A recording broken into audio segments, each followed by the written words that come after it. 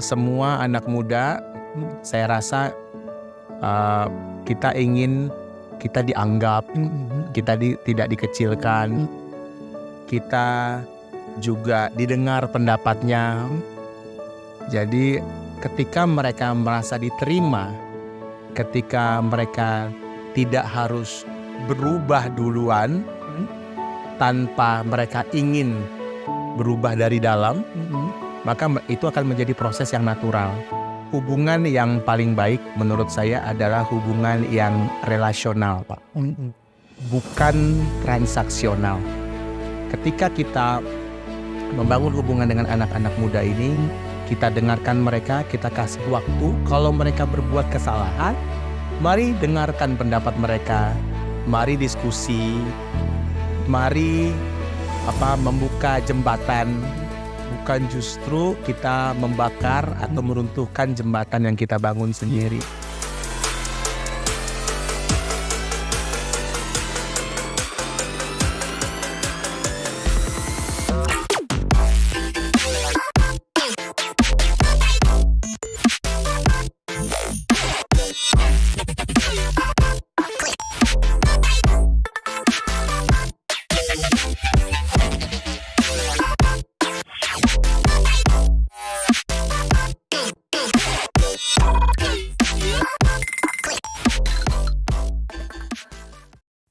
Shalom Mitra Misioner. Misi Kita TV adalah wadah dan sarana untuk mengajak, mengedukasi, memotivasi, dan menginspirasi, serta memobilisasi umat Tuhan supaya terlibat aktif dalam pelayanan misi dan menyebarluaskan kasih dan terang bagi bangsa-bangsa, supaya keselamatan yang daripada Tuhan sampai ke ujung bumi. Misi Kita TV, misi kita semua. Saya Tommy Ringo, dan saat ini kita kedatangan tamu dan sekaligus narasumber kita yang nyentrik, yang luar biasa, yang mengasihkan, yaitu Bro Alvin Surbakti. Bro, selamat datang di Misi Kita TV. Terima kasih Pak Tommy, terima kasih untuk undangan bicara di tengah-tengah Misi Kita TV. Baik. Dan saya senang sekali lihat gayanya Bro Alvin. Benar-benar gaya anak muda berarti. Benar Pak, saya bukan kesehariannya seperti ini, tapi memang karena senang dengan hal-hal yang berbau anak muda, makanya saya gaya berpakaian saya di luar pekerjaan seperti ini. Iya ya. Jadi benar-benar sesuai dengan panggilannya ya. Pelayanan misinya khusus anak-anak muda berarti ya. Bisa dibilang seperti itu. Bisa dibilang seperti itu Pak. Walaupun ada juga pelayanan yang lain, tapi kemungkinan besar menurut saya hati saya ada di pelayanan generasi masa depan. Masa depan, luar biasa. Berarti kegiatan sehari-harinya Bro Alvin apa nih? Saya sehari-hari bekerja sebagai seorang pengajar di sebuah sekolah internasional di Senayan, Jakarta Pusat. Selain itu, saya juga mengajar tutor di rumah-rumah. Jadi saya datang ke rumah-rumah untuk mengajar mata pelajaran, tergantung kebutuhan daripada anak yang saya ajar. Ajar ya. Nah, tadi kita sudah bincang-bincang prosesnya sampai hari ini terjun di dalam pelayanan tuh gimana sih untuk detailnya supaya pemirsa Misi Kita TV dapat gambaran, Bro? Bergabung dengan pelayanan ya? Iya, awal-awalnya. Oke. Awalnya saya adalah seorang anak muda yang dijangkau di dalam pelayanan anak muda juga. Jadi saya ingat waktu itu saya di sekolah di SMP. Kemudian ada undangan untuk ikutin ibadah pemuda gabungan. Gabungan SMP berarti? Gabungan bukan hanya SMP, tapi juga SMP, SMA. Oke. Nah akhirnya saya ikut bergabung di tempat itu. Kemudian di tempat itu seingat saya waktu saya terima Tuhan Yesus sebagai Tuhan dan Juru Selamat pribadi saya. Dan setelah itu saya tidak lama di persekutuan itu karena jarak yang cukup jauh dari tempat saya tinggal, dan saya juga udah lulus SMP waktu itu. Akhirnya saya ikut bergabung dengan ibadah kaum muda di daerah Alfa Indah. Jadi awalnya saya mengikut Tuhan di sana. Dan saya dengar awalnya katanya anak. Wah, dulu waktu SMA, jadi setelah saya ikutin ibadah itu, saya masuk SMA, terus kemudian ketemu teman-teman baru, dapat ketertarikan baru, termasuk dalam hal musik. Jadi dulu saya suka ngeband, kebetulan aliran musik yang kita suka adalah di sekolah kita waktu itu adalah punk. Jadi kemudian akhirnya saya buat band dan akhirnya karena alirannya punk, jadi kita mulai pelajari itu budaya punk, terus kemudian cara berpakaian, cara mereka hidup, dan akhirnya saya ikut-ikutan band dan juga berpenampilan seperti anak punk. Tapi beda dengan anak punk ke hari ini yang motifnya ekonomi, Pak. Ini anak punk dulu tuh motifnya lebih kepada bermusik dari jati diri. Dan juga idealisme. Idealisme, betul. Seperti itu. Jadi benar-benar pure punk. Iya, betul sekali. Gitu ya. Nah, akhirnya ketika jadi anak punk, apakah berhenti semangat untuk melayani Tuhan itu? Justru setelah saya jadi anak punk seperti itu ya, saya diajak ke ibadah pemuda, kaum muda di Alfa Indah yang seperti saya bilang. Akhirnya saya bergabung dengan pemuda-pemuda yang pada waktu itu adalah pemuda-pemuda yang menurut saya kaum muda yang penuh kasih. Mereka terima saya apa adanya. Saya ingat saya waktu itu saya masih ditindik di hidung. Mereka tidak pinggirkan saya. Mereka terima kita untuk ibadah. Betul. Terus juga anak-anak muda ini ternyata anak-anak muda yang bukan hanya mengasihi, tapi juga anak muda yang asik-asik. Asik-asik dalam arti mereka hidup dan bicara seperti halnya anak muda. Bukan berarti di gereja lalu super kudus terus holy gitu, ngomongnya juga ditata, membosankan, kaku, enggak. Dan yang ketiga, mereka ternyata orang-orang yang berhasil di kuliah maupun di pekerjaan yang sudah mulai bekerja. Justru saya mulai bergabung dalam pelayanan setelah saya bergabung dengan kaum muda ini. Gitu ya. Ya.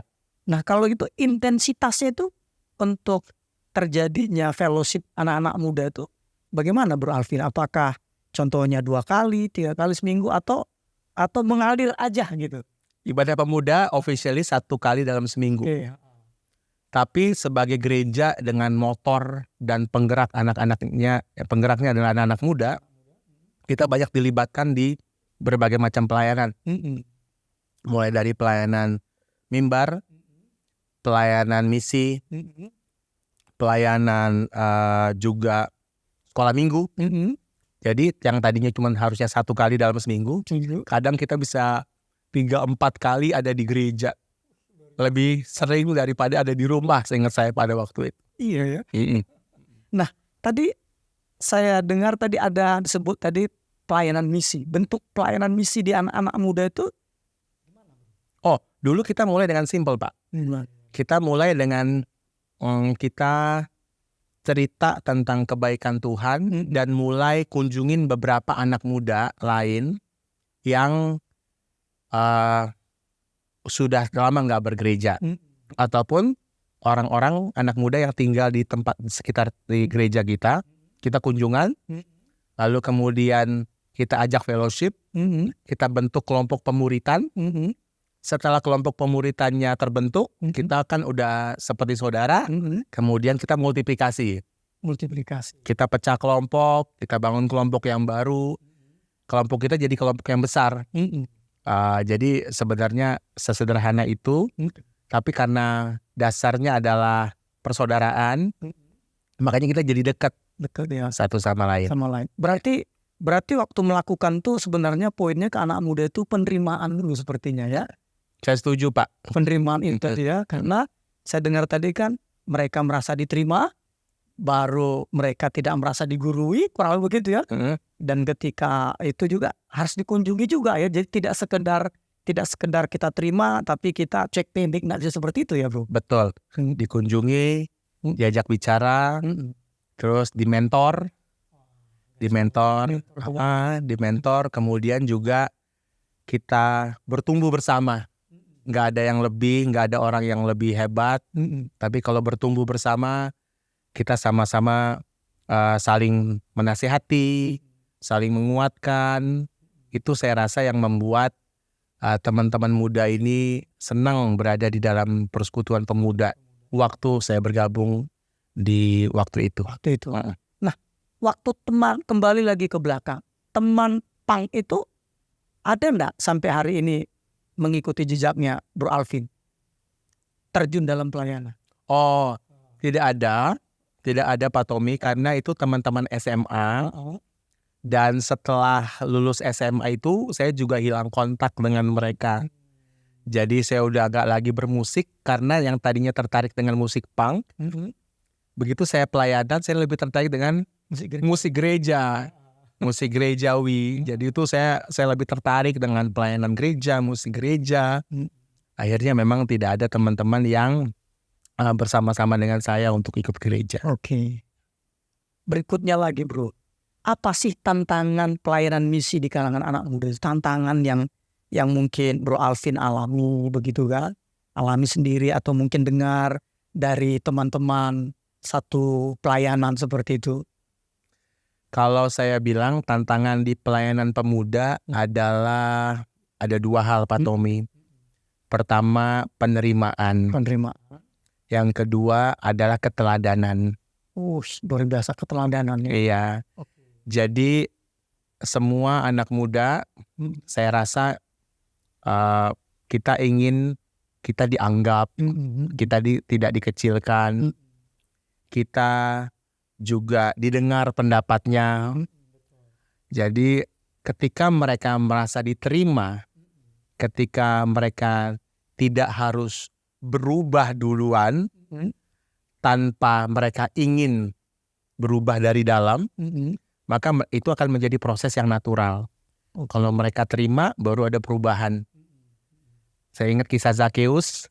Zakheus bukan berubah dulu, baru diterima. Zakheus diterima dulu oleh Yesus, maka terjadilah perubahan. Yang kedua, keteladanan Pak. Penting sekali untuk mereka melihat, terutama di perjalanan misi ya.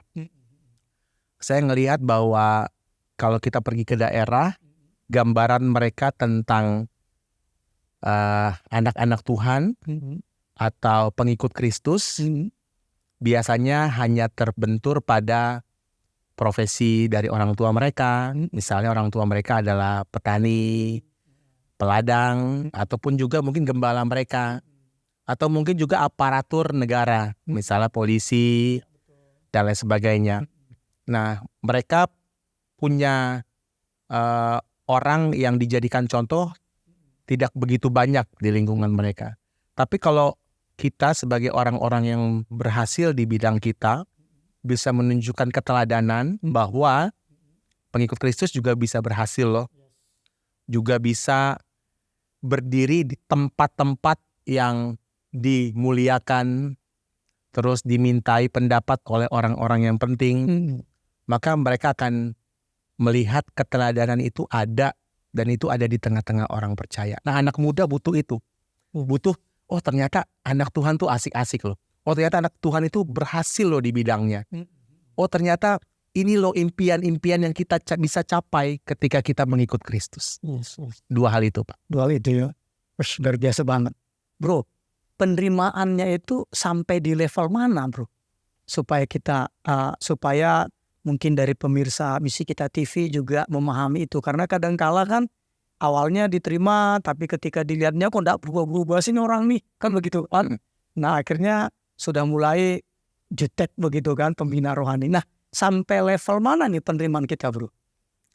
Menurut saya Pak Tommy. Betul, menurut pengalaman pelayanan misi di kalangan anak-anak muda kan begitu kan. Karena topik kita misi dan khususnya pembicaraan kita misi di kalangan anak-anak muda kan begitu ya.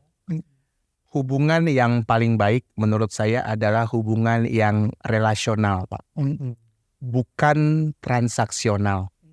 Di dalam hubungan yang transaksional, kita akan tetap berhubungan jika kita bisa mendapatkan sesuatu, perubahan kah, didengarkanlah, diturutikah. Jadi ada transaksi di dalamnya. Sedangkan hubungan yang relasional bersifat lebih intim dan bisa memicu perubahan. Oke. Jadi kalau ditanya sampai sejauh manakah kita bisa menerima, sejauh kan ada firman Tuhan juga yang bilang bahwa kasih menutupi banyak sekali pelanggaran. Kita bukan permisif kepada pelanggaran, kita nggak suka pelanggaran, tapi kita mengasihi orangnya.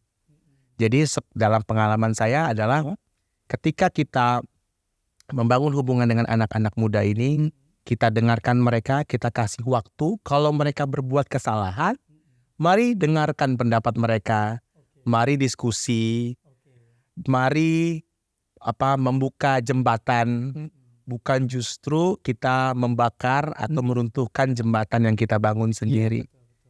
Saya rasa saya juga produk dari bukan orang yang langsung cepat benar. Ada banyak orang yang sabar terhadap saya, Pak Tommy. Kesabaran orang-orang itulah yang membangun saya, Amin. yang membuat saya tuh merasa bahwa termasuk kesabaran Tuhan ya. Yes. Itulah yang membuat saya bisa berubah. Amin. Jadi kita mesti lebih sabar terhadap anak-anak muda. Jadi saya harap ketika kita lama-lama kalau kita mengasihi terus, itu seperti menaruh bara api di atas kepala, Pak Tommy. Lama-lama mereka akan, kenapa ini saya terima banyak kebaikan. Sama seperti dari saya dulu terima banyak kebaikan. Banyak orang yang sabar terhadap saya, Pak. Iya. Jadi saya juga harap saya bersabar terhadap banyak orang lain. Jadi benar-benar penerimaan itu ya. Jadi batasnya adalah kasih itu sendiri ya sebenarnya ya. Iya. Itu batasnya. Jadi artinya tidak ada batas harusnya kan begitu ya. Harusnya. Iya. Harus. Wah, luar biasa ya. Oke, kembali lagi untuk pelayanan intens. Nah, keteladanan.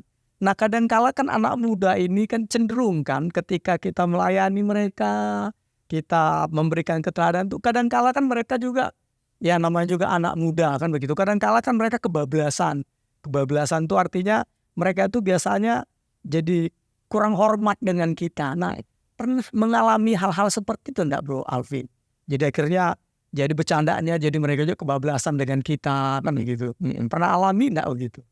Kalau pernah bagaimana sih cara menanggulanginya gitu? Ya, saya biasakan ketika melayani teman-teman pemuda, memang ada hal-hal yang harus kita ajarkan. Tapi itu hanya bisa smooth delivery, bisa dengan baik kita ajarkan kalau sudah ada hubungan. Balik lagi tadi, relasi tadi, relasional tadi, hubungan yang benar-benar terbangun dari relasi saling menghormati, saling menghargai. Jadi ketika mereka, contohnya mereka melihat kehidupan saya, terus mereka dekat dengan saya, itu satu poin yang baik, Pak Tommy.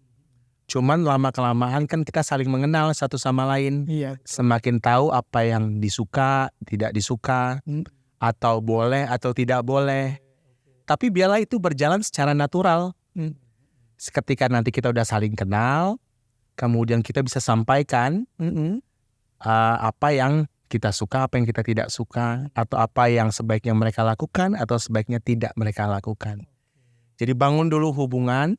Kalau nanti karena saking dekatnya mereka kebablasan begitu ya, saya nganggapnya itu satu level yang lebih tinggi dari hubungan yang sebelumnya. Berarti mereka udah cukup dekat.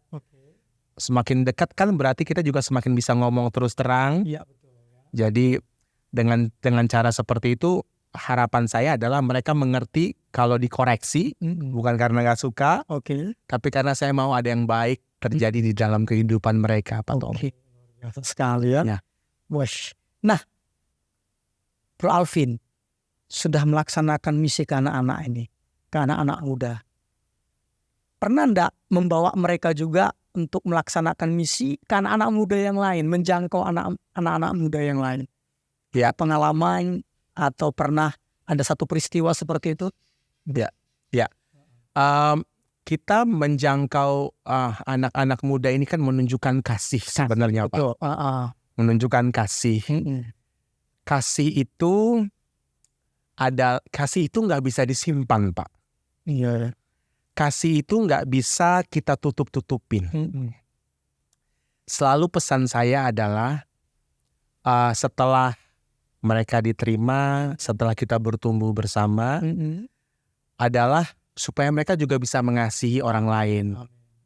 Ya, itulah makanya tadi penerimaan relasional, hubungan yang relasional itu penting.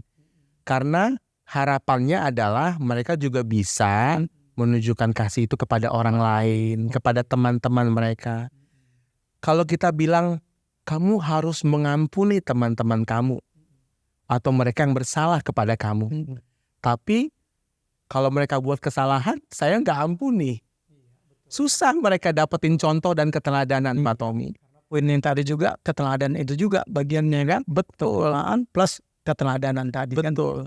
Jadi kalau mereka kita ajarkan untuk mengampuni, kita lah juga harus bisa menjadi contoh yang memberikan pengampunan. Contoh dari mana yang kita bisa berikan? Karena Yesus telah terlebih dahulu mengampuni kita. Jadi dengan cara itu harapan kita adalah mereka juga bisa membangun hubungan yang penuh kasih dengan teman-teman mereka. Saya rasa, Pak, penginjilan ataupun misi yang bisa dilakukan oleh anak muda adalah membangun hubungan yang sehat dengan rekan-rekan pemuda dan pemudi mereka di dalam Tuhan. Bukan kita pisahkan mereka dengan komunitas mereka, bukan ya? Betul. Sama seperti Yesus kan ngomongkan, aku Tuhan, di dalam Yohanes pasal 17, aku tidak minta supaya kamu ambil mereka dari dunia ini, kan begitu kan? Tepat sekali. Ya, jadi dia tetap mereka ada di dunia murid-muridnya, tapi Tuhan jagai ya, kan begitu. Betul. Karena sebenarnya dalam pandangan saya, di gereja kita diajarkan bahwa Kisah 1 ayat 8 itu kan kita akan menjadi saksi Tuhan kalau Roh Kudus turun atas kita. Di mana itu? Dalam pemahaman saya dari pengajaran yang saya dapat, itu bukan hanya sekedar soal Yerusalem, Yudea, Samaria, itu bicara soal tatanan di mana tempat kita hidup. Kalau kita sebagai seorang profesional, maka bukan sekedar geografis, bukan lingkungan terdekat dulu, keluarga dulu, baru teman-teman, baru bangsa, dan bukan. Tapi lebih tepat kalau menurut saya berbicara soal tatanan kehidupan, di mana kita berada. Tatanan kehidupan ya? Betul. Bukan tatanan hubungan, bukan ya? Bukan. Tadi kan orang tua, keluarga. Bukan. Tapi tatanan di mana kita hidup. Misalnya kita sebagai karyawan, ya bermisilah jadi saksi Kristuslah di tempat kita bekerja. Kalau anak-anak muda ini di tengah-tengah lingkungan sekolah mereka, jadilah saksi Kristus di lingkungan sekolah mereka. Dengan caranya seperti apa? Kalau mereka bisa membangun hubungan yang sehat di dalam Kristus, apakah semua teman-teman yang mengenal Kristus? Belum tentu. Iya, betul. Tapi kalau mereka bisa mengasihi, kemudian mereka bisa jadi anak-anak yang pandai, kemudian ringan tangan dalam menolong, terus tidak ikut hal-hal yang negatif, tapi tetap asik, tapi tetap bisa menjadi teladan contoh. Disitulah orang mulai mengenal Kristus. Lewat kehidupan mereka.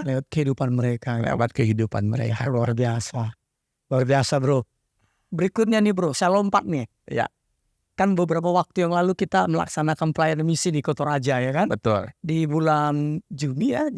Juni akhir. Iya, Juni akhir. Ya. Nah, kita akan berbagi tugas nih kan begitu. Ya. Bro Alvin di pemuda, saya di umum, di hamba-hamba Tuhan dan umum gitu.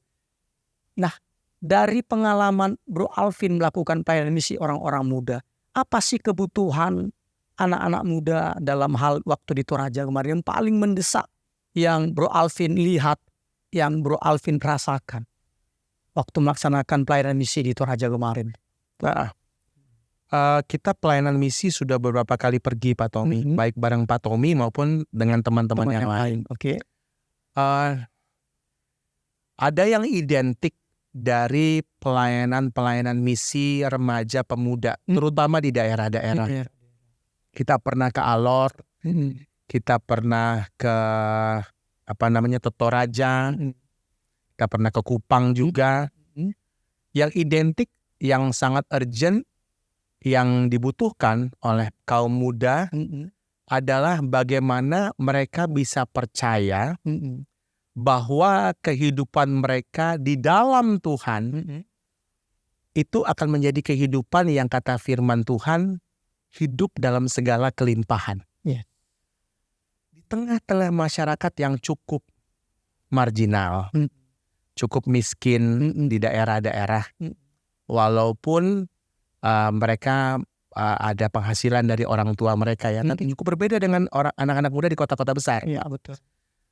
Mereka kesulitan untuk percaya bahwa di dalam Kristus Yesus Tuhan, mereka tuh bisa punya masa depan yang indah, masa depan yang cemerlang, dan ada keberhasilan dan kesuksesan. Itu sulit. Kita tanya soal cita-cita. Mereka terbatas sekali menyebutkan mereka mau jadi apa. Mereka biasanya mau jadi entah pendeta kah, guru, perawat, polisi, seperti itu. Terbatas sekali. Mereka nggak punya gambaran. Mereka nggak punya gambaran bagaimana mungkin anak-anak Tuhan itu bisa, kayak firman Tuhan katakan, generasi bintang. Gimana caranya anak-anak Tuhan bisa menjadi orang-orang yang berhasil? Nah, itu urgent sekali. Makanya cara mereka memandang kehidupan, cara mereka menjalankan kehidupan, cara mereka menghadapi kehidupan dikungkung oleh pemahaman mereka bahwa di dalam Tuhan sulit untuk berhasil, atau saya nggak akan bisa keluar dari daerah saya. Jadi menurut saya yang paling urgent adalah membuka wacana pikir mereka, memberikan keteladanan, membuat mereka mampu keluar dari pola pandang mereka, untuk percaya bahwa di dalam Tuhan tidak ada yang mustahil. Amin. Tidak ada yang mustahil. Karena hampir semua orang-orang yang pergi ke sana, Pak Tommy, adalah orang-orang profesional, orang-orang bekerja. Betul. Ketika saya kasih tahu saya adalah seorang guru, mungkin mereka bilang, oh guru, kita tahu guru. Seorang guru di sekolah internasional, sekolah dari satu negara misalnya. Mereka kan, oh jadi pakai bahasa Inggris dong ya Kak? Oh iya. Terus saya bilang, maaf ya, karena saya biasa pakai bahasa Inggris, kalau nggak sengaja lompat pakai bahasa Inggris, kalian jangan heran ya, bukan sombong, tapi karena memang udah biasa pakai bahasa Inggris. Dan memang itu profesi ya. Betul. Panggilan profesi. Betul. Mengajar di sekolah internasional ya. Betul. Jadi mereka punya oh ternyata ada loh guru di sekolah internasional. Iya. Bukan guru seperti yang mereka bisa lihat. Seperti itu. Kita cerita anak kita datang dari Kolombia, ada yang datang dari Jepang, ada yang datang dari Belanda. Oh gitu ya. Ternyata ada loh guru-guru yang seperti itu. Nah, membuka wacana pikir itu, melihat berbagai kemungkinan di dalam Tuhan, di dalam hidup mereka, itu yang biasanya menjadi key point dalam setiap pelayanan misi di pemuda dan remaja. Iya. Luar biasa. Bro Alvin, pelayanan di anak-anak muda kan biasanya dananya juga terbatas. Bagaimana untuk mendukung, menyokong pelayanan anak-anak muda Bro Alvin selama ini, supaya pelayanan itu running terus? Karena kan biasanya pelayanan anak muda kan pemasukan benar-benar minim, tapi biasanya kan pengeluaran lebih banyak, biasanya seperti itu. Iya. Gimana biasanya? ada solusinya enggak Bro Alvin? Supaya mungkin ada dari pemirsa Misi Kita TV pelayanan anak muda supaya mereka juga tercerahkan, mindsetnya terbuka. Ya. Pelayanan di anak-anak muda itu memang membutuhkan keterlibatan, Pak. Jadi bagi pemirsa Misi Kita TV yang ingin terlibat dalam pelayanan anak-anak muda, penting sekali untuk tahu bahwa anak-anak muda ini butuh penerimaan dan keteladanan. Makanya butuh keterlibatan kita. Keterlibatan dalam hal apa? Kalau bisa terjun langsung, biarlah terjun langsung. Yes. Kita ada di satu persekutuan, di mana tempat kita pergi kemarin bersama-sama. Kita ada pelayanan PKKO. Iya. Kita ada pelayanan. PKKO ini pemirsa Persekutuan Karyawan Kristen Oikumene. Betul. Lanjut. Kita ada pelayanan penjangkauan anak. Bekerja sama dengan OCC. Kemudian Operation Christmas Child kalau nggak salah ya. Iya. Terus kemudian kita ada kerjasama juga dengan penjangkauan ke sekolah-sekolah. Oke. Kita buat kelompok pemuritan, kemudian kita mengajar di kelas-kelas pemuritan. Ada juga kita bentuk penjangkauan ke masyarakat di rumah susun misalnya. Atau juga penjangkauan anak yang bentuk yang lain. Memang membutuhkan dana yang besar, Tommy. Tapi sekali lagi, kalau dasarnya adalah hati yang mau menerima, Yes. mau menjadi teladan, menolong, dan melibatkan diri, maka kita percaya. Karena gini Pak Tommy, penjangkauan anak-anak muda ini adalah penjangkauan masa depan. Yes, saya sepakat. Karena mereka adalah pemimpin generasi kita di masa depannya kan. Bayangkan 25 tahun yang lalu saya dijangkau. Sekarang saya seperti halnya saya hari ini. Kalau dari satu orang yang dijangkau, saya bisa 25 tahun kemudian bisa menjangkau banyak anak muda. Lebih banyak lagi orang daripada yang pernah dijangkau dulu. Bayangkan, apa yang kita tabur di pelayanan pemuda, nilainya luar biasa Pak Tommy. Amin. Nilainya luar biasa. Kalau saya dijangkau dulu, lalu 25 tahun kemudian saya bisa menjangkau begitu banyak anak-anak muda. Kita ada laporan pelayanan kemarin di Toraja Pak. Hampir 800 pemuda remaja kita jangkau. 800 Pak. Ada sekitar 500 anak yang terima Kristus sebagai Tuhan dan Juru Selamat secara pribadi. Menerima Kristus lahir baru. Jadi apa yang kita tabur hari ini, maka anak-anak muda itu akan tumbuh mengenal Kristus. Lalu menjangkau anak-anak muda lain. Tahun demi tahun, tahun demi tahun, tahun demi tahun. Berlipat-lipat ganda jumlah secara kuantitas akan dihasilkan ketika kita ambil bagian di dalam pelayanan remaja dan pemuda. Memang hasilnya tidak kita lihat hari ini Pak. Yes. Saya udah gak inget siapa yang dulu jangkau saya. Tapi hasilnya dituai bertahun-tahun berikutnya. Dan kita gak tahu. Udah banyak kisah Pak. Anak-anak muda dijangkau lalu jadi penginjil-penginjil yang luar biasa. Iya, betul. Pebisnis-pebisnis yang luar biasa. Orang-orang di marketplace yang luar biasa. Jadi udah banyak kisah yang seperti itu Pak. Baik. Jangan ragu menjangkau di kaum remaja dan pemuda. Jadi memang menjadi apa tadi? Kita harus penerimaan, keteladanan, dan itu semua terjadi kalau ada keterlibatan. Dan ini juga tidak bisa hanya di satu bidang yang bekerja ya, tetapi berkolaborasi ya dengan berbagai segmen pelayanan ya. Betul sekali. Betul sekali Pak. Baik Bro, makasih banyak Bro karena berhubungan dengan waktu Bro. Mungkin ada pesan yang ingin disampaikan kepada pemirsa Misi Kita TV, silakan disampaikan.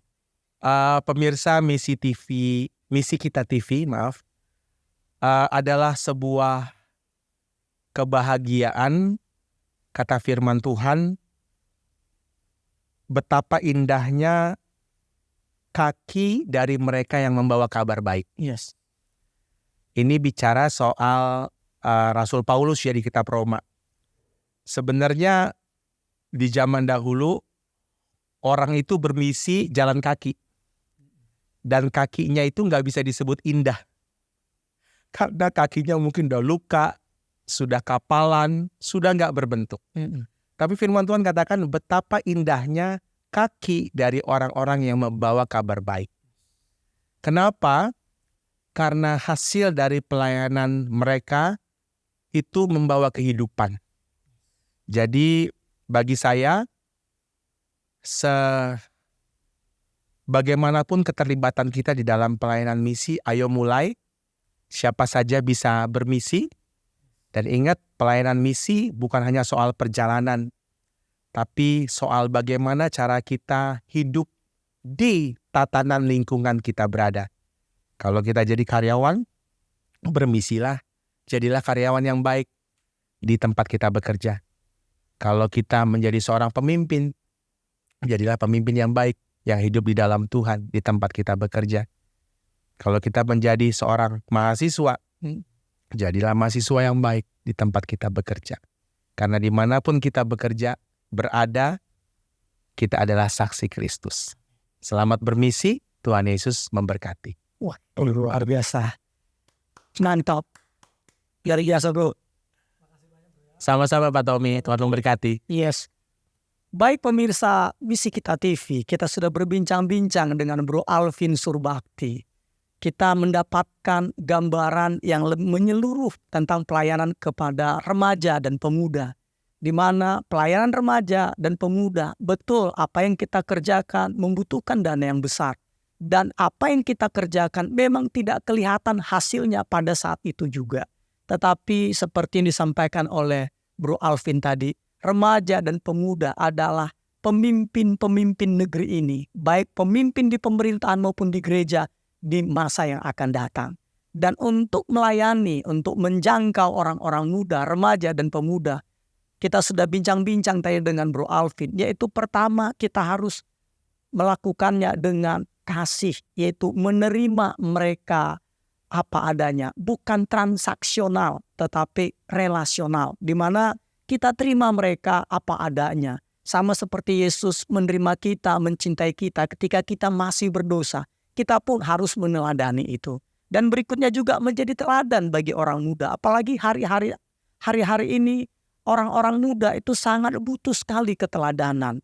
Karena apa? Karena bagi anak muda, kata-kata indah itu tidak menarik bagi mereka. Yang menarik bagi mereka ketika hidup kita berpadanan sesuai dengan apa yang kita sampaikan. Seperti itu. Dan juga tadi kita sudah dengarkan bahwa pelayanan anak-anak muda itu adalah kendala di pelayanan di luar sana. Yaitu mereka punya mindset yang tertutup. Mereka tidak berani bermimpi besar. Makanya diperlukan kita yang ada di kota-kota besar untuk terjun langsung memberikan semangat, motivasi, dorongan kepada mereka. Untuk mereka tahu bahwa mereka juga adalah keturunan-keturunan ternama. Karena apa? Karena Alkitab katakan orang yang takut akan Tuhan, anak cucunya perkasa di bumi. Mazmur 112 ayat 1-3. Harta dan kekayaan ada dalam rumahnya. Dan itu kita sampaikan ke orang-orang muda. Dan untuk menjangkau anak-anak muda, ketika Bapak Ibu tidak bisa terlibat secara langsung, Bapak Ibu bisa terlibat di dalam bentuk-bentuk yang lain. Karena pelayanan remaja dan pemuda membutuhkan kerjasama kita bersama. Itu dia saudaraku, dan puji Tuhan dalam waktu dekat ini Misi Kita TV akan melakukan pelayanan misi ke daerah. Jadi bagi anak-anak muda yang ingin terlibat di pelayanan Misi Kita TV, ayo segera hubungi kontak person yang ada di kolom komentar ini. Supaya apa? Supaya kita berkolaborasi bersama menjangkau orang-orang muda, supaya melahirkan orang-orang muda lagi yang menyampaikan atau yang menjadi menjadi ambasador, duta besar Kristus bagi remaja dan pemuda. Akhir kata, saya Tommy Ringo, saya ucapkan terima kasih banyak. Selamat bergabung dengan Misi Kita TV, karena Misi Kita TV adalah misi kita semua.